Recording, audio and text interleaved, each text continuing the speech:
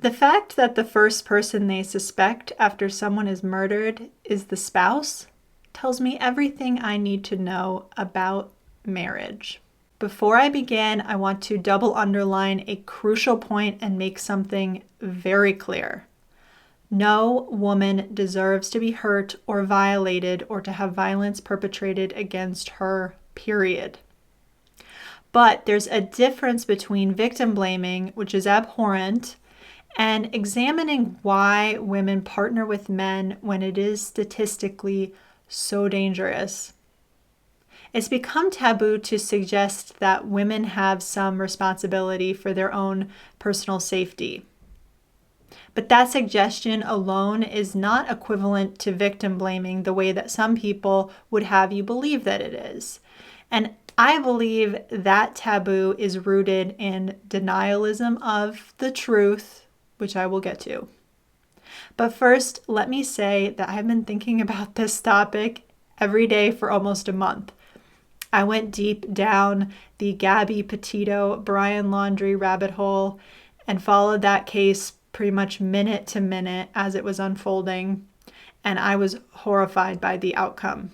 And I had this existential feeling of how can something like that happen? It almost had a really surreal quality to it for me. One day, the spirited woman is here, and then she's gone, very senselessly snuffed out in the prime of her youth. It is bizarre. It's surreal. In discussions of Gabby and Brian, another name was coming up of a case that felt similar to a lot of people, and that was the case of murderer Chris Watts, who strangled his pregnant wife and daughters, people who loved him and trusted him in 2018. I had never heard of that case, but I went deep down that rabbit hole as well. And I would recommend the documentary American Murder on Netflix because it is just so shocking and unsettling and true. It's real. It's what really happens, what really can happen. And I think that case captured people because of the horror of it. And that it seems like this 1 in a million random, senseless psychopath situation. Although I really don't think it's actually the unicorn that people make it out to be. So those two cases were a jumping off point for me to think about male violence and women and why women are drawn to men like moths to a flame despite everything we know. And what do we know? We know that male violence against women by intimate partners, men that women love and trust to not hurt them, is something that the WHO calls a major public health problem. 36% of American women will be raped, beaten, or stalked by a husband or boyfriend in their lifetimes. 1 out of 3. Those are not good odds. Those are terrible odds. 24% of American women have experienced severe physical violence by a male partner. 1 in 4, also terrible odds. 48% or half of American women have experienced psychological abuse by a boyfriend or husband in their lifetimes. In recent years, 80% of victims of intimate partner violence were female. This is primarily a male to female problem. Most partner violence is repeated by the same offender against the same victim over and over again, often escalating in severity and frequency. 3 American women per day are murdered by their lover. Many, many, many more than we will ever hear about, than we will ever know their names. Male violence against women is so commonplace as to not be newsworthy. So why do women partner with men? I don't think it's because they aren't aware of these statistics. If you take a high school health class, you'll learn about these statistics. They come up enough that the fact that male aggression is a major problem is part of our collective awareness. The chance of dying in a commercial airplane crash is 1 in 29 million. Flying is one of the safest and, in my opinion, one of the most fun things you can do, and yet 40% of women report being afraid to fly. Most of those fly anyway with fear and discomfort. But the chance of being murdered by your boyfriend or husband is many, many magnitudes higher, roughly 1 in 100,000. And yet women still enter into relationships with men. I couldn't find any statistics about how many women enter relationships with fear and do it anyways, like I could with flying. But let's say it's not a zero number, but let's also say it's not comparatively proportional to the risk. 40% of women get on a plane thinking it might crash. Do 40% of women enter a relationship thinking he might kill me? I doubt it. The question is why? Why don't women fear male violence appropriately and act accordingly?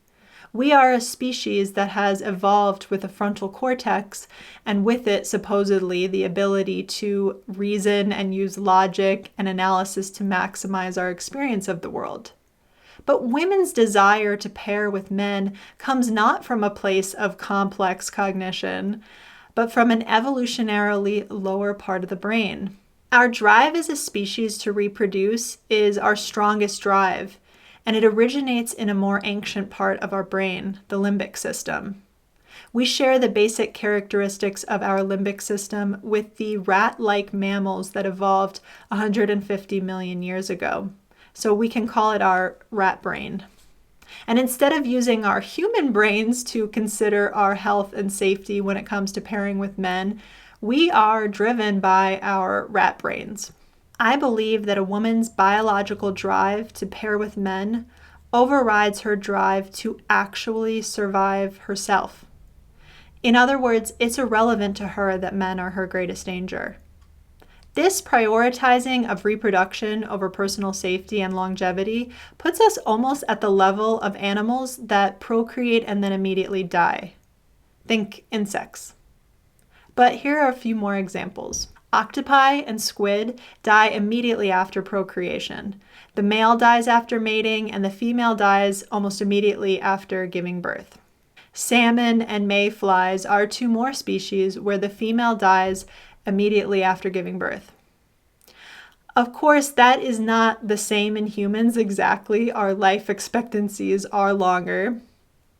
But what I'm comparing is the drive to reproduce for the sake of the species versus the relatively weaker drive towards personal preservation and survival. Women aren't partnering with men against their better judgment. They aren't using judgment at all. They're controlled by their limbic system. To override this part of the brain is very difficult, maybe impossible. We're talking about a part of the brain that is one evolutionary step above breathing. But on top of the nature side of things is the nurture side, which is a factor as well. While male violence in our society is so ubiquitously represented as to almost render itself invisible, women and girls are also brainwashed and programmed with imagery of love and romance from their earliest years.